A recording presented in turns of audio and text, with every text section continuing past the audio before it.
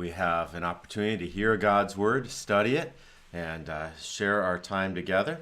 Kind of hope we all can find our way to get a good cup of coffee or maybe cider in this fall.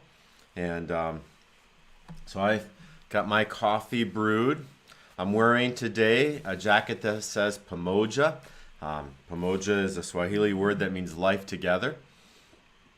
And going farther together is a part of what my marathon training was. Todd Holquist and I both ran marathons yesterday. Aaron Peralt and Paula Cudney ran half marathons as a part of our congregation's support of Team World Vision. And so it was a good experience. I want to let you all know that our Sunday morning worship service had at 8:30 some sound problems. We didn't get the organ into the stream mix properly until somewhere after the first hymn. So we're going to stream the 11 o'clock service this morning as well so that we can get the prelude and everything going properly. So if you were disappointed with the sound at the 8:30 service, you can look ahead and see that. So that's coming up on the horizon, that will properly stream the 11 o'clock service. And it's one of those moments where, upstairs, the tech guy's trying to keep the slides moving, the service working for the people who are in the sanctuary. Meanwhile, he's trying to figure out what's going on with the organ and why the organ isn't broadcasting onto the live stream. It seems like every button is pressed properly. So I happened to have the opportunity to go up there and did a little troubleshooting, and I just kind of guessed on a solution, and it worked. But so normally the 8:30 service is the one that we stream, but today after the 11 o'clock service is live stream, then we'll probably take down that 8:30 service with the troublesome audio and just leave the 11 o'clock service up there. We've got about 9 people that are watching on Facebook. We've got 4 households watching on our church website. We've got some people also watching on YouTube. Today we are studying Matthew chapter 16, verses 13 through 20. And this is lesson 41 on your study sheet. The study sheet can be found on our church website. If you go to the news page, you'll see it up there. And then you can just, if you click on the booklet, I'm going to get that visible for you in just a moment. If you click on the booklet that's to the right of the name, then you'll be able to open right up to the study sheet. And the study sheet today, I'm going to make that a little bit bigger so we can see it a little bit more. A lot going on today. We have Pastor Woodfin is teaching the Lutheranism 101 class. Pastor Mike Verghese is working on the confirmation class over Zoom. And I'm in my office here teaching the adult Bible study with you. Education hour is very strange. And then we also have our Sunday school going. So if you, we have Sunday school going. If you go to the OS at home page, you'll see, I think down here we've got some information about where the Sunday school is. Yep, so there's near the bottom of it is the Sunday school playlist, and you can see that Hannah Walsh has a video up there about crossing the Red Sea. That same thing can be found under Ministries to Kids, and then from there we can see, with not nearly as much work, there's our Sunday school. So we've got Sunday school up on there. We've got confirmation being taught over Zoom. We have Lutheranism 101, our adult instruction class, with several families in there preparing to become members of our church. A lot goes on, but it's a very different education hour. All right, question of the day. Yesterday I ran a marathon, and I have received wonderful words of encouragement.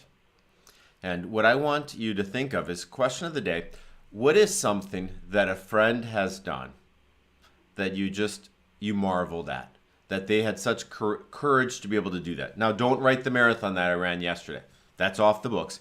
But think of something else. What is something that you got to encourage someone? You saw them do it, and you said, I need to let them know how proud I am of them, and you encouraged them. encouragement is a big part of being bold in the church. That when we have our brothers and our sisters in Christ encouraging us, I think it gives us more confidence to do things. So I want you to, at this point, think of something that you've noticed someone doing, and you had to say, great job. I'm so proud of you. Wonderful job. Maybe as a parent, it's something you've seen your kids do, but something like that. That's what we're looking at today. Maybe you can think about that and marvel and rejoice in what strength there comes from. We're going to now read our Bible study text. We're in Matthew chapter 16, starting at verse 13. Now when Jesus came in to the district of Caesarea Philippi, he asked his disciples, "Who do people say that the Son of Man is?" And they said, "Some say John the Baptist, others say Elijah, others Jeremiah, or one of the prophets." He said to them, "But who do you say that I am?" Simon Peter replied, "You are the Christ, the Son of the living God." And Jesus answered them, "Blessed are you, Simon Bar-Jonah, for flesh and blood has not revealed this to you, but my Father who is in heaven. And I tell you, you are Peter, and on this rock I will build my church, and the gates of hell shall not prevail against it. I will give you the keys of the kingdom of heaven. And whatever you bind on earth shall be bound in heaven, and whatever you loose on earth shall be loosed in heaven." Then he strictly charged the disciples to tell no one that he was the Christ. So that is our text for today. Just location-wise, Caesarea Philippi. That's about 25 miles north of the northern tip of the Sea of Galilee.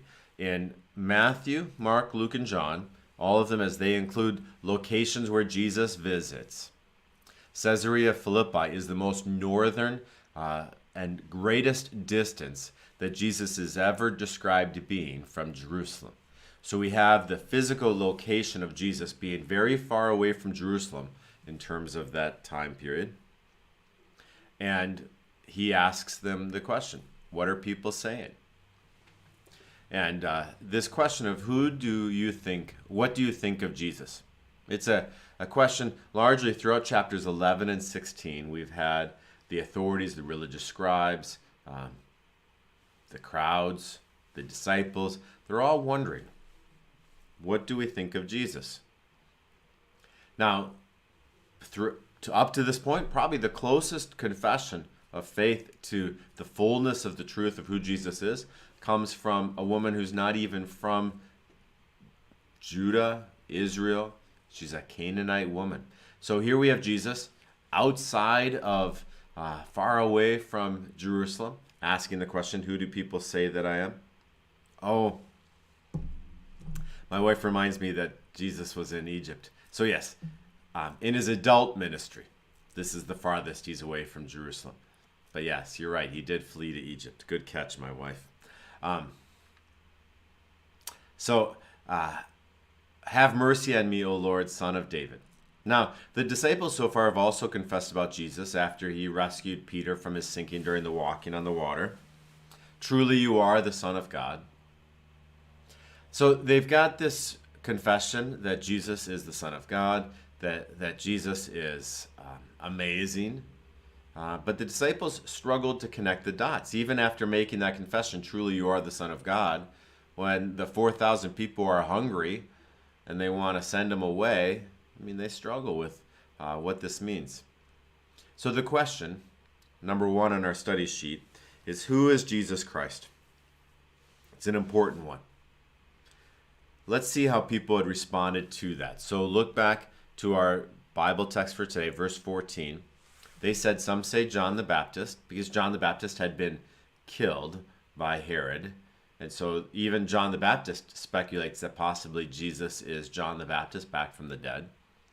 Others are saying Elijah, and others are saying Jeremiah or one of the prophets. So they're largely looking at John the Baptist, Elijah, and Jeremiah, who are all, in a way, functioning as forerunners, as messengers, getting the way ready for the Messiah to come on the day of the Lord. And so the questions that many people have about who Jesus is are being answered with seeing him as a part of that lineage of people that God has sent to prepare the people for the day of the Lord. A preparing person, an announcer, a messenger. But none of the crowd or the people who are giving suggestions like John the Baptist, Elijah, or Jeremiah see him as the ultimate end day of the Lord, arrival of God. They all are seeing him as someone who's getting the way ready. Question 2. Speculation about the return of Elijah. It's alive and it's well in Jesus' day. We're going to look at a little bit closer what it means for them to suggest that Jesus might be Elijah, and we're going to look at what it means to suggest that that maybe he's Jeremiah. So the first place we're going to look to kind of learn what were the expectations of Elijah, we will look now at 2 Kings chapter 2.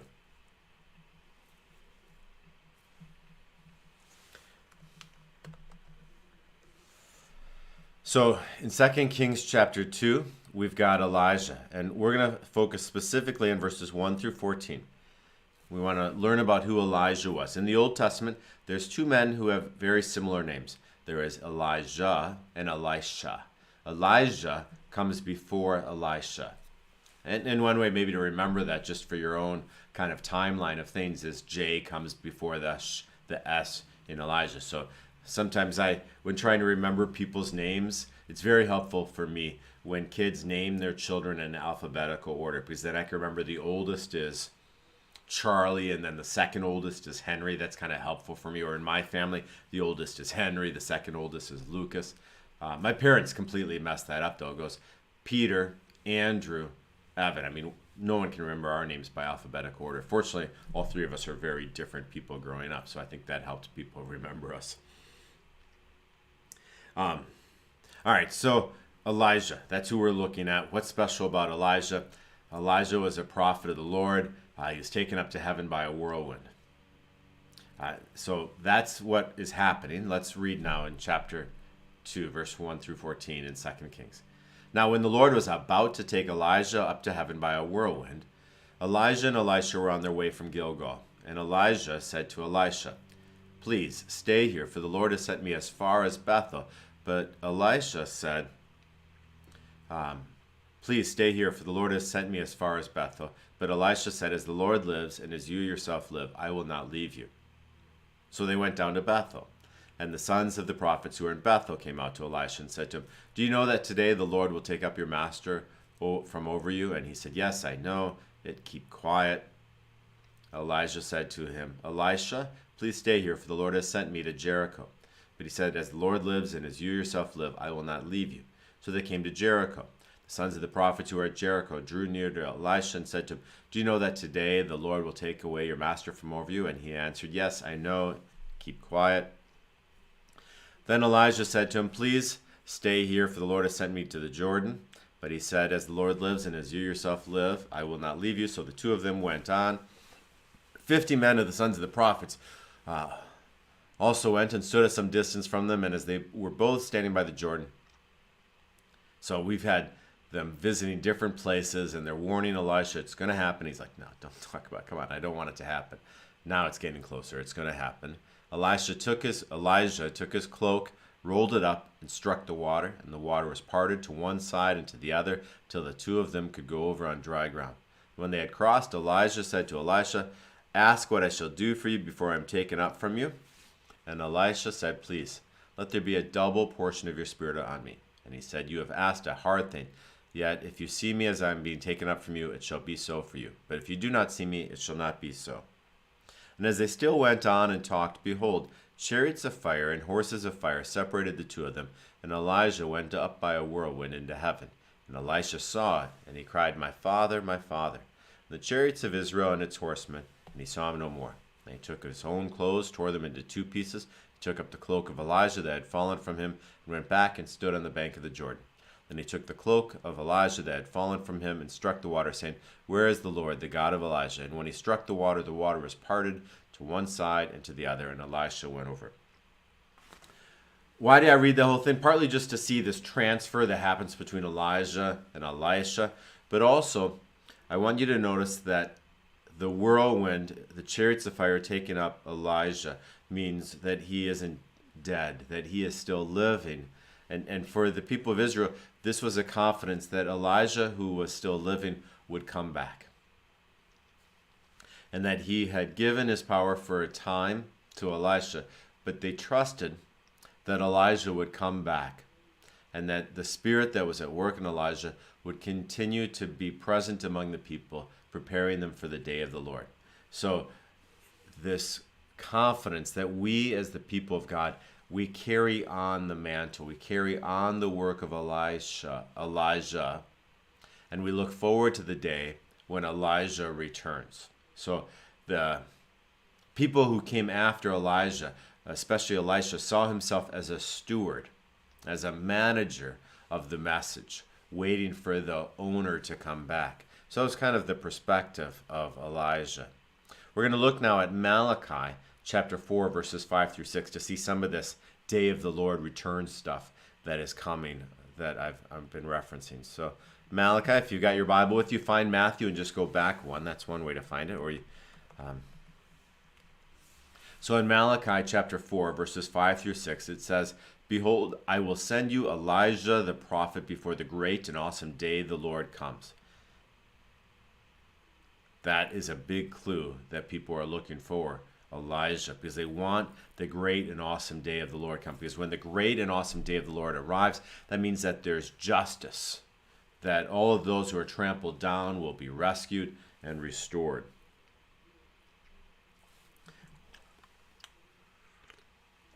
I'm looking at some of the ways people have felt encouraged, you think about your role as being a Barnabas. Barnabas is a companion of Paul on his missionary journeys. Barnabas is probably not even his name, because we have earlier in the book of Acts how he had given, just before the story of Annas and Sapphira, how he had given all of his resources to help the church. But Barnabas means son of encouragement, and that's what he was for Paul. So our question of the day, if you haven't heard it, is who or what is someone that you have been able to encourage? As you look back, they accomplished something amazing, and you knew you needed to say job well done and encourage them. So Malachi chapter 4, the prophet says, records God telling that I'm going to send Elijah, that the one who works the Spirit is going to be here again. We're now going to look at what it means for the disciples to answer. Some say John the Baptist, others say Elijah, and still others say Jeremiah. We're going to look at Jeremiah now and try to understand a little bit more what it means to think that he may be, that Jesus, some people think might be Jeremiah. And this is going to come not as specifically from a prophecy of like Malachi, but it's going to be more the character of who Jeremiah was. And so we're going to first look at Jeremiah 31:15.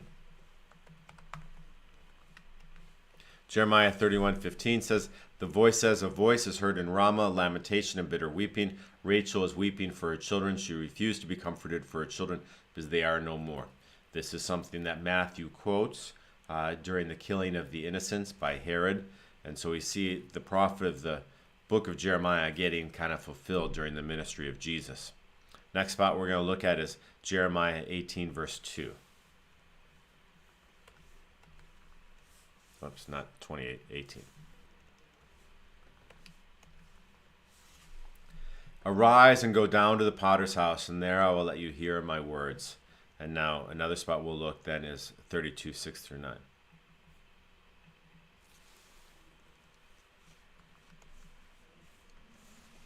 Jeremiah said, "The word of the Lord came to me, behold, Hanamel, the son of Shallum, your uncle, will come to you and say, buy my field that is at Anathoth, for the right of redemption by purchase is yours. Then Hanamel, my cousin, shall come to you in the court of the guard in accordance with the word of the Lord, and said to me, buy my field that is at Anathoth in the land of Benjamin, for the right of possession and redemption is yours. Buy it for yourself." Then I knew. All right, what do these two passages have to do? They look at the Judas Iscariot buying a field, a potter's field, with the 30 pieces of silver and then hanging himself. I don't know, maybe a little stretch, but we just start to see a pattern of the book of Jeremiah keep showing up in the ministry of Jesus. And then Jeremiah 1:2, to whom the word of the Lord came in the days of Josiah the son of Amon, king of Judah, in the 13th year of his reign. Just the pattern of beginning Jeremiah is also the way Matthew begins his book, in the days of Herod. We see Luke describe this as well. So the arrival of Jeremiah was placed into that civic context in the same way the arrival of Jesus is placed in a civic context, not contest. And then 7:11 says, has this house, which is called by my name, become a den of robbers in your eyes? Behold, I myself have seen it, declares the Lord. This is when Jesus cleanses the temple and the money changers, and he said, you've made a house that the Lord has made for you into a den of robbers. So Jesus is quoting there. So what we're trying to do is just show, why were the people thinking that possibly Jesus was Jeremiah?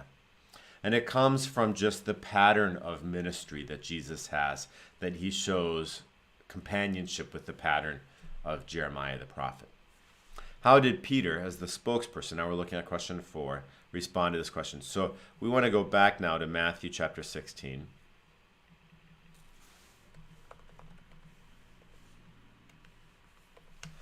And it says, so the question is, but who do you say that I am? And noteworthy for you, is this you?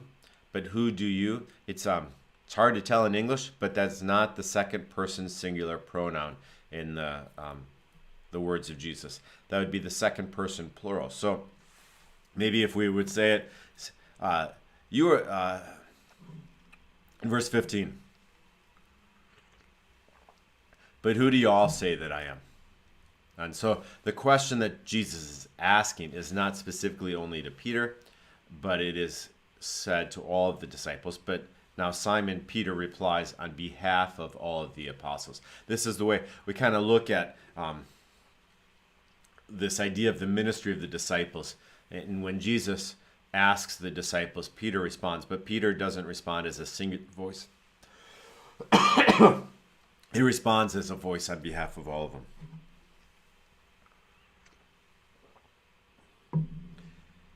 All right. So how does Simon Peter reply? He says, you are the Christ, the Son of the living God.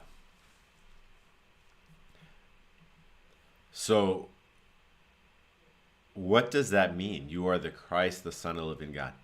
References to Old Testament prophets by the people places Jesus usually as a precursor to the day of the Lord. They thought John the Baptist, Elijah, or Jeremiah. But Peter's response, you're going to notice, is going to be filled with that answer to the one that the disciples of John had. So we're going to look now to Matthew chapter 11. Messengers for John the Baptist come, and they ask, are you the one who is to come, or shall we look for another? The question of who Jesus is for the disciples of John is not that they are looking for another messenger. They knew they had the precursor. They knew they had the prepare the way of the Lord guy in John. What is important for them is Jesus the one that now is the one they've all been waiting for?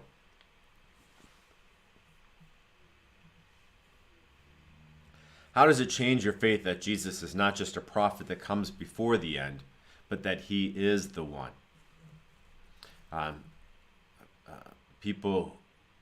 Muslims will hold that Jesus was a prophet, but they'll say that Muhammad was the last and the final prophet. But as Christians, we say that Jesus is not just one of a line of prophets, but he is the final one. He is the Christ, the Messiah, which isn't quite what Muslims would say about Muhammad. But I want you to think now, what does it change that Jesus is the last and the final word? Another way to think of this would be, let's look at Hebrews, the book of Hebrews. So it says, long ago at many times and in many ways God spoke to our fathers by the prophets, but in these last days he has spoken to us by his Son, whom he appointed the heir of all things, through whom also he created the world. He is the radiance of the glory of God, the exact imprint of his nature, and he upholds the universe by the word of his power. After making purification for sins, he sat down at the right hand of the Majesty on high. So the book of Hebrews sets up as its thesis why is Jesus important is because he is the one who is not just telling us about what is to come, but he is the one that comes in the end that makes all of the difference. When we are telling people about Jesus, we're not telling people just about another moral example, a wise teacher. We're not telling people about one who is preparing the way. We are telling people the one who is the way. He is the way. He is the truth. He is the life. That's how John includes that message in John chapter 14. So it should change your faith to see that Jesus isn't just a continuation of the prophets, but he is the Messiah. Jesus will teach that no human source, but only divine revelation, can impart true knowledge of the Son. So let's look back now at our text from Matthew chapter 16. It says, "Blessed are you, Simon Bar-Jonah, for flesh and blood has not revealed this to you, but my Father who is in heaven. And I tell you, you are Peter, and on this rock I will build my church, and the gates of hell shall not prevail against it." Flesh and blood cannot reveal to us that Jesus is the Christ. It's something that the Spirit guides us to see. Why is that necessary? Why cannot people on their own discover who God is? This gets somewhat to a book that Martin Luther wrote in the year 1520. He wrote a treatise called The Bondage of the Will. No, he wrote The Babylonian Captivity in 1520. He wrote Bondage of the Will back in 1519.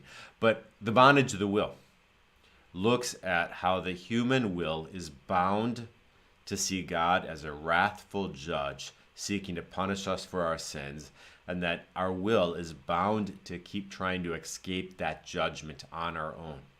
The human will, free will, is not completely free because of sin. You are completely free to make a choice when you have all of the choices in front of you. But when you do not have all of the choices in front of you, you will think you have free will, but your choices are limited. So if I were to offer you an omelet or pancakes, and I also had prepared a Belgian waffle, but you only saw the omelet and the pancakes, you would think you were completely free to choose. But if you